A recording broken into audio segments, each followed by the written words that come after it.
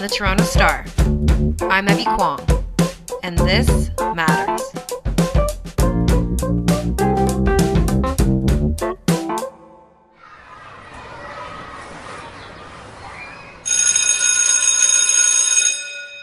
For so many reasons, this year is like no other. I know you've heard the word so many times, unprecedented. But here we go, hitting the hot subject of back to school. And that annual end of summer phase now seems like one giant question mark with tons of questions behind it. What's going on with my kids' class sizes? How about busing to school? Will there be enough room to social distance for everybody? What if my kid's classmate contracts COVID-19? Do we all go home in quarantine? Before we go any further, I'd like to introduce myself. I'm Evy Kwong. I work on the Star's social and audience team, where we talk to readers and we engage in that fourth wall conversation. And also, a large part of my job and the job of the people in my team is to make sure that we're listening to what readers care about the most. And back to school seems to be a topic that's touching every single person, from teachers to parents to educators to others who are just worried about their friends and family. And I'm truly thankful that I could spend this episode speaking with readers and also a reporter to make sure that you guys are most informed about back to school.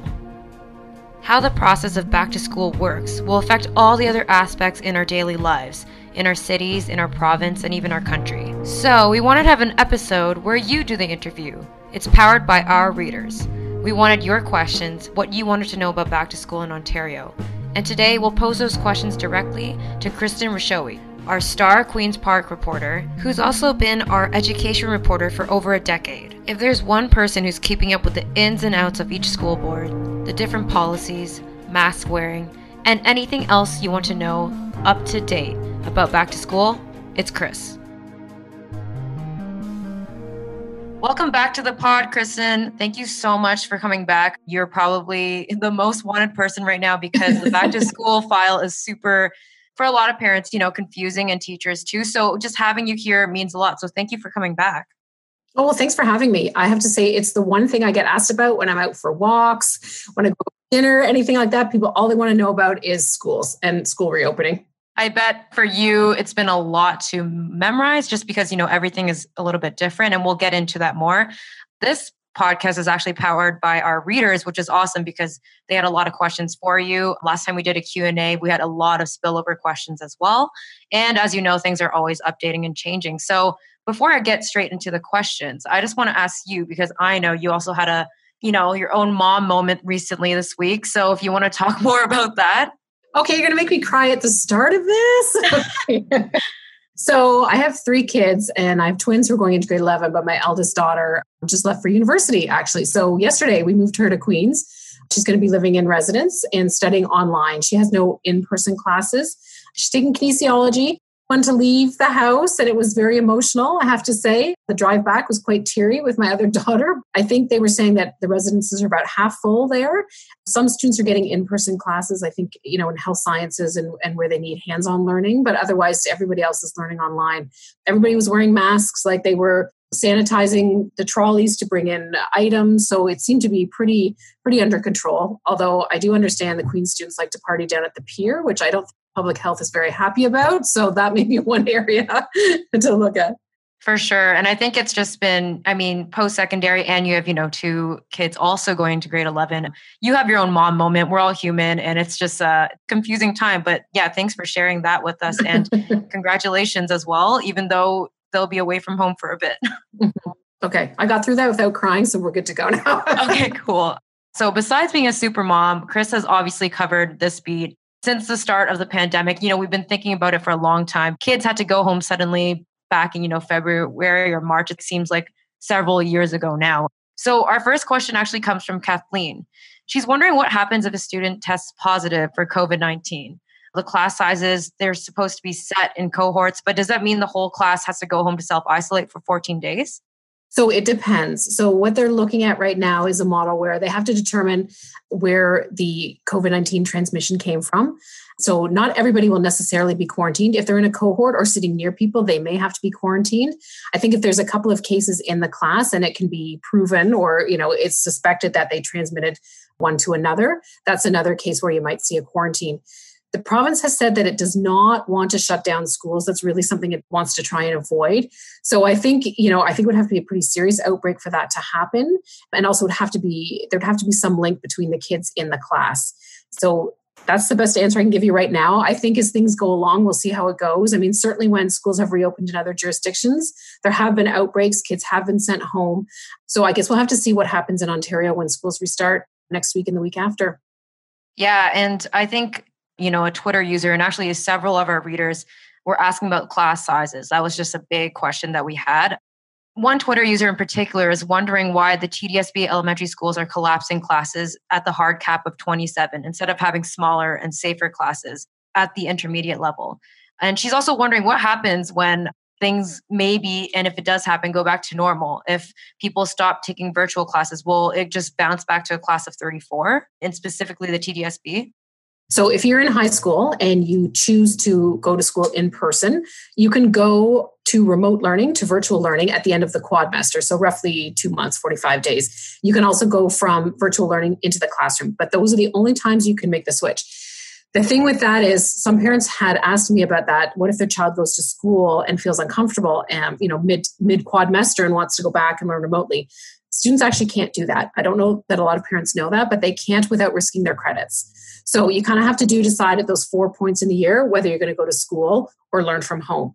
In elementary school, parents have also been asked to indicate if they're going to keep their kids home or send them to class in person. There are, I think, 3 dates the Toronto Board has set aside, one around Thanksgiving, November, and February, for kids to make the transition back into school should they want. It's going to be tricky, though, because boards do not want the classes to get too big, and they're kind of planning now around the sizes, the target sizes that they have.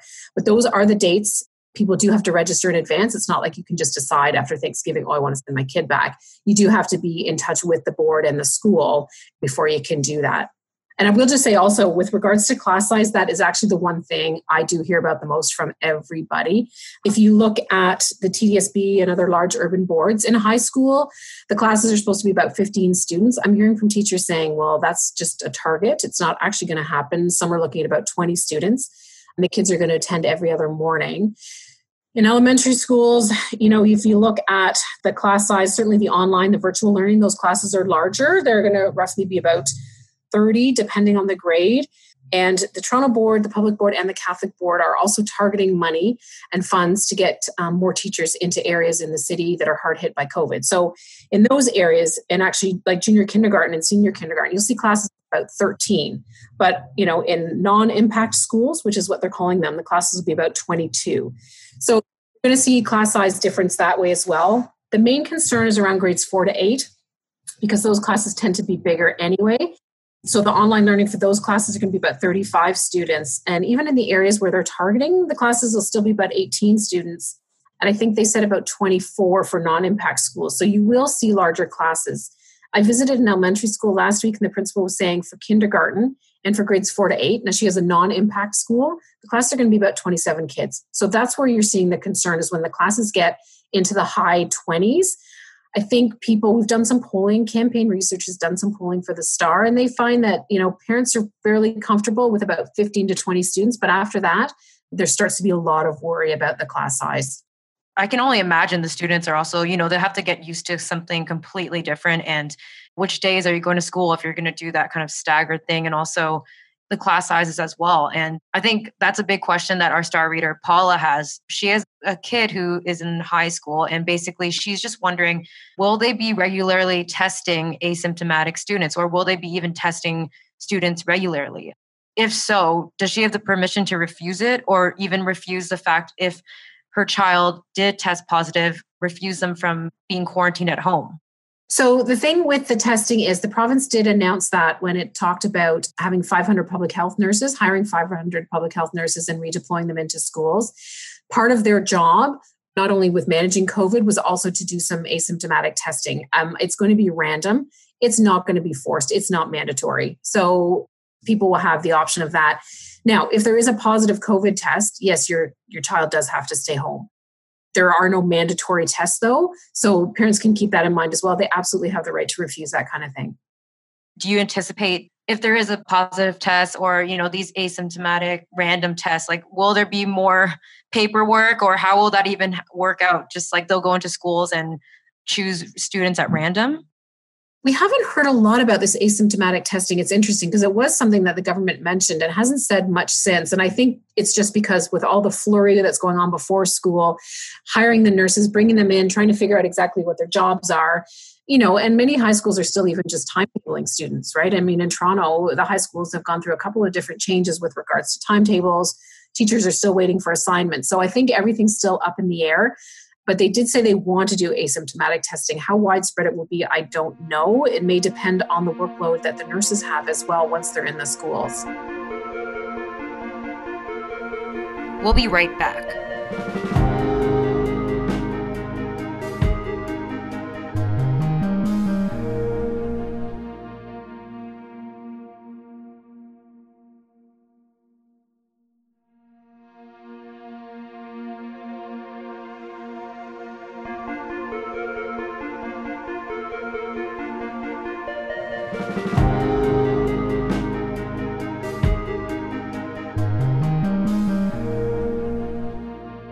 The fact that we got so many questions this week for this podcast, it just really shows to me like how parents really do have the same question. And our next question is an example of that with Lisa and Tanya. And they were just wondering about the social bubbles and the cohorts. One of them's asking if their kid is with the same 20 kids, same class, are they now counted as an extension of their bubble? And are they allowed to arrange play dates outside of school to see people in their same classes? Yeah, so the bubbles are an interesting question because Health Minister Kristin, I think it was about a week and a half ago, she was asked about this and people were saying, what happens when kids go to school? Because basically they're introduced to a whole bunch of new people. I mean, the joke around our house is that the bubbles have burst once that happens, right? There are no more bubbles.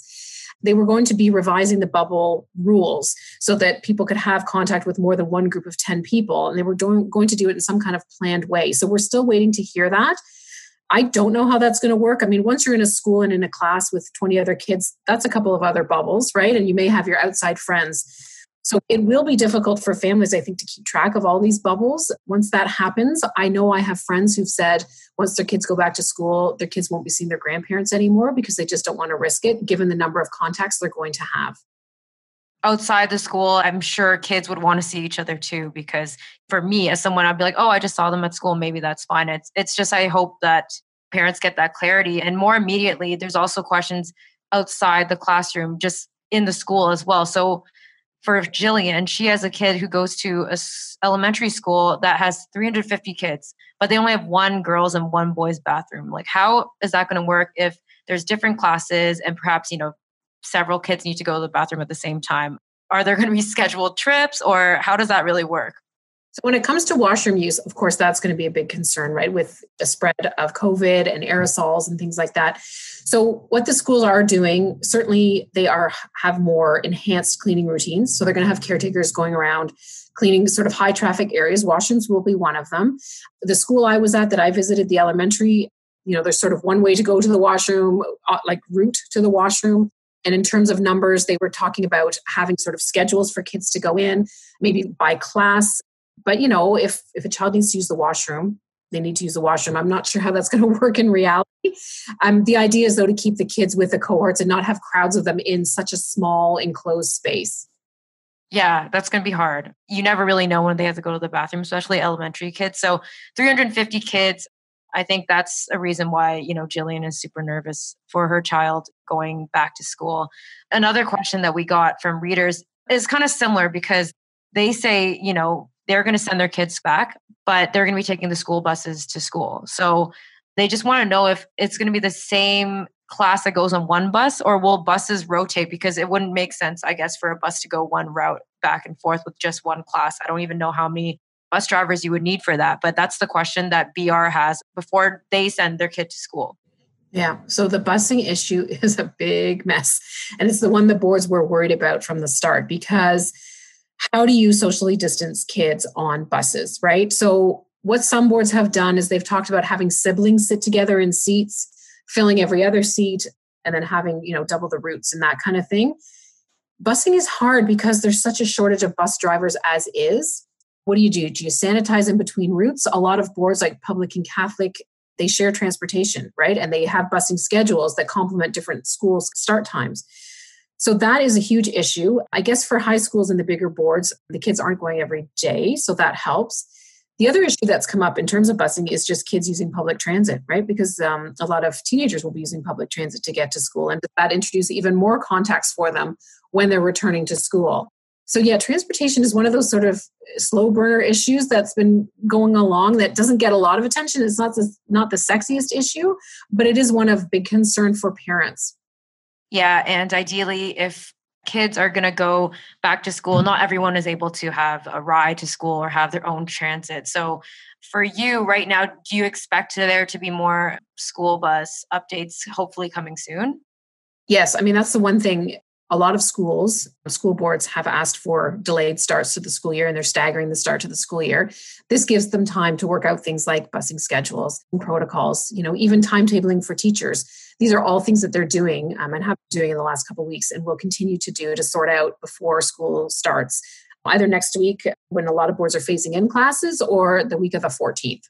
We also got a lot of questions from teachers who are a little bit nervous and educators who maybe hopefully you could help clear some things up for them. And for Brandy, who's an educator, her friend, who's a teacher, will actually be teaching up to 205 kids, she says, from kindergarten to grade 8, because she's teaching art classes in 5 to 14 different cohorts. She says that her friend has, requested for smaller classes or less cohorts, so then she doesn't have to see that many students a day.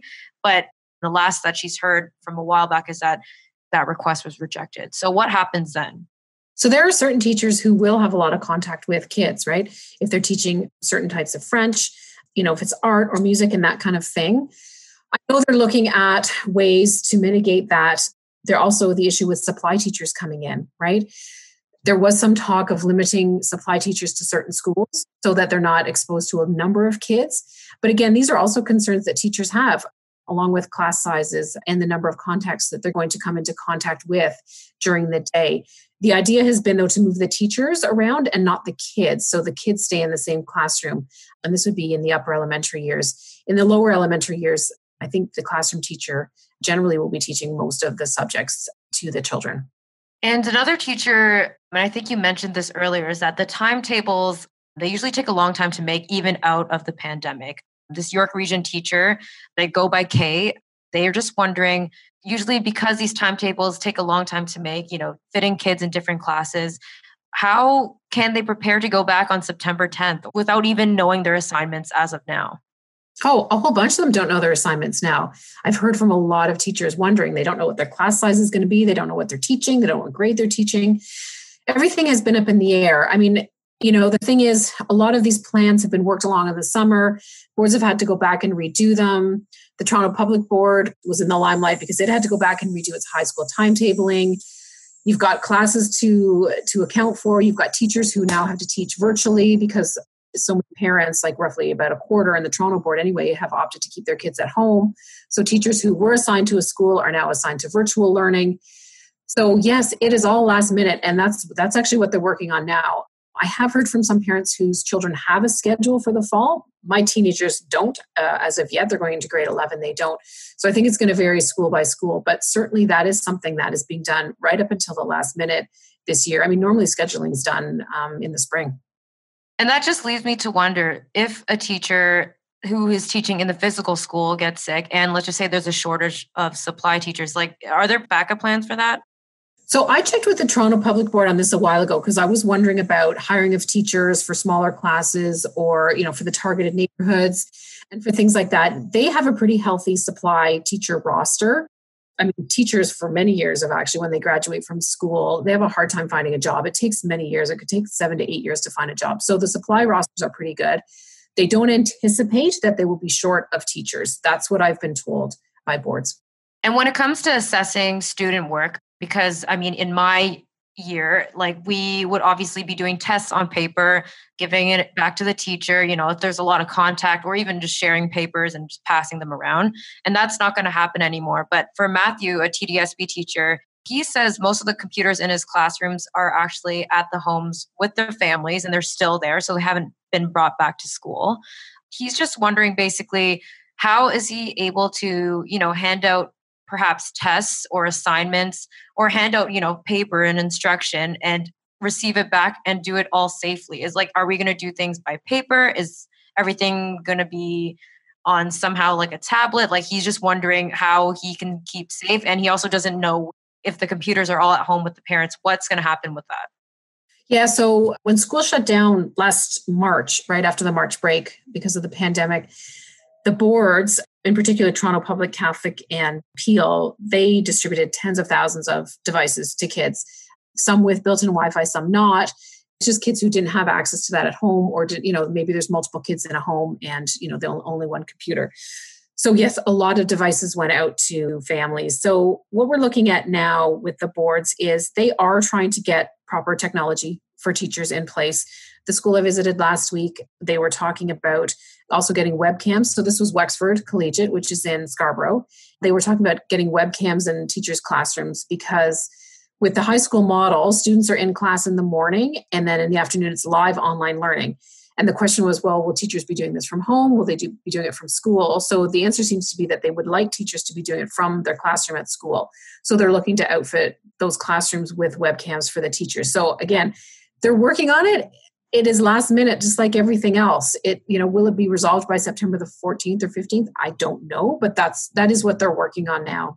And a more robust, thorough question, and it is our final question. I just left it for the end because I think there's a lot to go into for this one, is Robin, one of our star readers. He wants to know our government, the Ontario government, who did they consult basically? Did they consult school boards, teachers, parent groups? Were there, a select sample of parents that he talked to, or were there other experts? So I know we've gone through this a lot. There was like sick kids. There was a lot of different experts that were part of it. Maybe if you were able to, in your best way, maybe give us a timeline of maybe who was consulted or what the whole process was, because things have changed so much. So the government has about 17 tables that they call them, so discussion groups with regards to this. Now, if you talk to the teacher unions, they'll say, yes, maybe their members were a part of it or their executive members were a part of it, but the government didn't listen. So there's a bit of a debate on, what's happened there, but the government does have these tables that they have consulted with. It does include representatives from the unions. The government has also heard from, as you said, sick kids experts at CHEO in Ottawa, the Children's Hospital of Eastern Ontario. They've heard from epidemiologists. They've also talked to some parents. So they have had sort of a wide berth of advice. But when you talk to the teacher unions, they'll say that they don't feel listened to. They haven't had a lot of in-person meetings with the minister. They don't feel that the government's taken their input into account in some of the planning, in particular around class sizes. That said, we've heard from Premier Doug Ford many times saying, well, you know what, they wanted PPE, personal protective equipment. We've provided it. We've provided nurses in schools. There is funding for smaller class sizes. So it kind of depends on who you ask, who's been consulted, but certainly the government has had some tables, has had some discussions, and the unions do not feel listened to in this case. And Chris, do you mind actually just giving us the latest update on the teacher unions in Ontario? Oh, yeah. So they've launched an appeal with the Ontario Labour Relations Board. They're not happy with the back to school plans that the province has put forward. They say that there needs to be better heating and ventilation systems in schools. Many schools are old and don't have great ventilation systems. The government's put some money forward for that. But, the Toronto Public Board said, look, we have hundreds of schools that would need retrofitting. It would take months to procure and get this work done. And it's a cost of about $1 million per school. So the funding comes nowhere near that. So the unions are looking for better ventilation, smaller class sizes. Again, big issue for the teacher unions. They want smaller class sizes. The Sick Kids report didn't sort of give a magic number, but it talked about 10 to 15 kids per class. So most people have kind of landed on 15. And if you look at the Toronto board numbers, for example, they're not going to get anywhere near that, and certainly not in kindergarten.